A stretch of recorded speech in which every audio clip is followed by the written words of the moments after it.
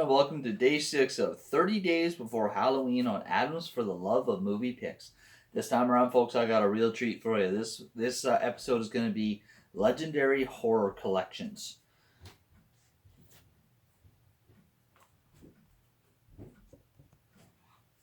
So the first one we're going to be talking about now, unfortunately, I don't have many of the movies in my collection, but I'll show you two just to give you an idea.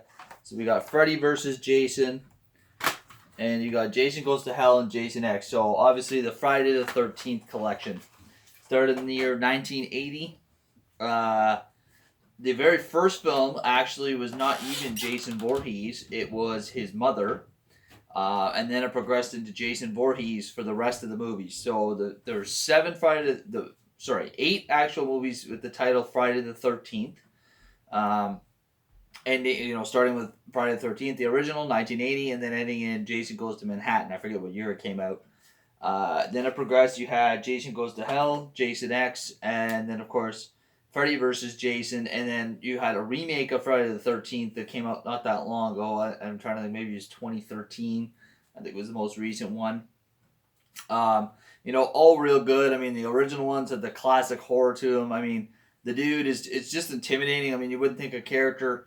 originally it was actually pretty goofy. Like I said, the first one was with his mom. Then it progressed into him, and the next couple ones, until the fourth one, he wore a sack over his head, it just was goofy. I mean, he was tripping over everything, and he just looked so damn stupid. I mean, they were scary in a sense, but it was still really goofy. And then finally, in the fourth one, he gets the legendary hockey mask, and to me, that's when the character got made, when he got the hockey mask. It added an element to it that just made him so scary. I mean, he doesn't talk. He's just a tall, huge, intimidating presence. He's always got that machete. I mean, he's just scary as hell. And of course, he's pretty much indestructible. Some of my favorite ones, like you've got, the Jason Goes to X is kind of funny because he's in space. I definitely love it when he's been in Manhattan. There's some funny moments in there. Freddy versus Jason is just legendary, where you got the two, finally clashing together, two titans and icons of horror. Really good series. Love Friday the 13th. Recommend that. And therefore, talking about Freddy vs. Jason, the next one I'm going to talk about is the Nightmare on Elm Street series. So I can't remember how many of these in total. It's like 6 or 7, I think. And then, of course, they did the remake. And, of course, got Robert Englund, or England, I'm not really sure how his name's pronounced, in all these. He just kind of makes this character just a sarcastic, nasty horror character, villain. He's very grotesque with his burned flesh. And the concept behind it is quite terrifying in itself, with a guy that can kill you in your dreams. Very unique and terrifying at the same time. So, love the Nightmare on Elm Street series, and the creepy little nursery rhyme. 1, 2, Freddy's coming for you. The whole thing is super creepy. That was the other thing too. I forgot to mention about the Friday the 13th series. The simple sound effects that they did with that just really added another creep factor to it. And like I was saying, there's the remake of the Nightmare on Elm Street. Not a lot of people. I mean, some people are divided. More people obviously like the original. It's hard to beat Robert Englund as Freddy. But I really think that, trying to think of the character's name, the guy's name that did this, it is Jackie Earle Haley. You also might remember him. He did Rorschach in the Watchmen movie. I think he does a pretty admirable job in this movie, and it's decent for a remake, so I'd recommend that one. Next up, you've got the Child's Play or Chucky series.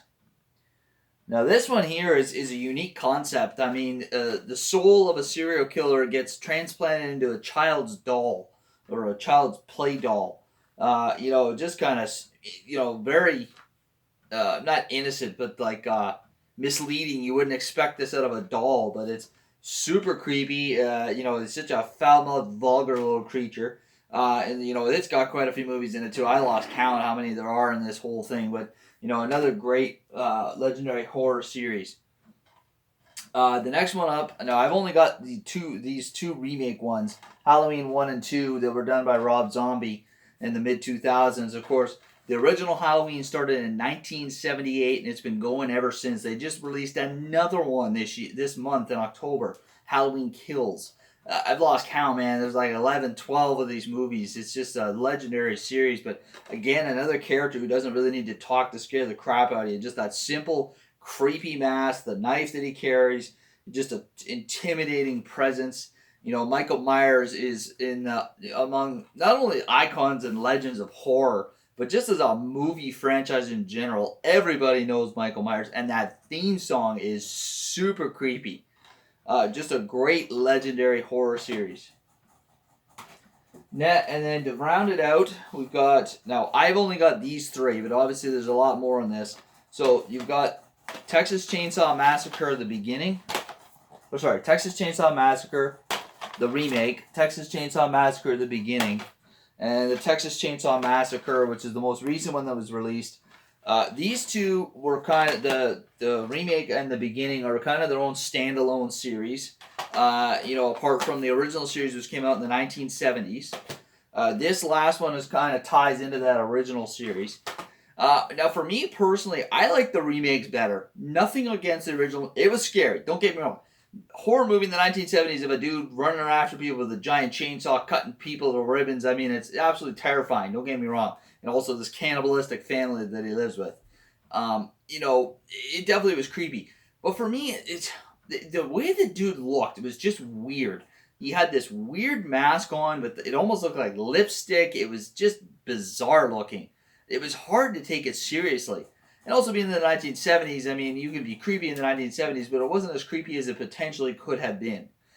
For me, the remakes were so much more terrifying. I mean, he was literally wearing a dead person's stitched together skin on his face as a mask. It's just super creepy. I think it felt more like a true horror movie. Like it had some good, you know, theme music and scariness, and it was just really well done. I really like this one here. The remake was really well done, super creepy, and you know, just the whole idea. I mean, it could happen anywhere. Like you could run into a chainsaw wielding maniac anywhere. You know, the Sawyer family, that was their names. It could happen to anybody. You know, some of the other ones, which unfortunately I don't have in my collection, I'll just, you know, give some honorable mentions to. You got the Scream series, which has 4 films, and I think they believe it or not, they're making another one next year. The great horror franchise, the Scream films, love those. With the Ghostface, the thing about Ghostface, the fact that it could be anybody, is super creepy and terrifying. You've also got the Saw series, another legendary one with Jigsaw. You know, the very unique premise of the guy who puts people in these traps that have to maim themselves to get out, but is to teach them a life lesson. Very interesting concept. I'm sure there might be some other ones that I'm leaving out, but those are the ones that I really feel are like legendary horror series. You know, and just really great movies. And I think anybody would enjoy these. Obviously, these are all adult films. These are not meant for young children. Pretty much not meant for anybody under the age of 18. Certainly, you might get away with the 14A rating with some of them, but a lot of them are 18A. So I hope you like this one, folks. That's it for day 6. We'll catch you tomorrow night for day 7. Take care.